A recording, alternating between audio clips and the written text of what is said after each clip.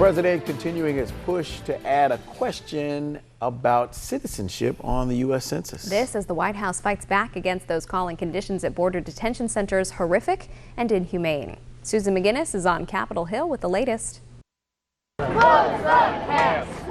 As outrage grows around the country over the treatment of undocumented migrants at federal detention centers, President Trump calls reports of overcrowding and unsanitary conditions phony and exaggerated, and says he'll prove it. I'm going to start showing some of these detention centers to the press. Still no word on when the media will be welcome, but those who have been inside describe horrifying conditions. 15 women, tears coming down their faces as they talked about being separated from their children, about having no running water. A government watchdog report describes severe overcrowding, excessively long holding of migrants, and dirty conditions. This as the president promises mass roundups of undocumented migrants for deportation fairly soon. Meanwhile, the administration continues its fight to add a citizenship question to the U.S. Census, something immigrant advocates argue would lead to severe undercounting of minorities and immigrants. They're asking everything except,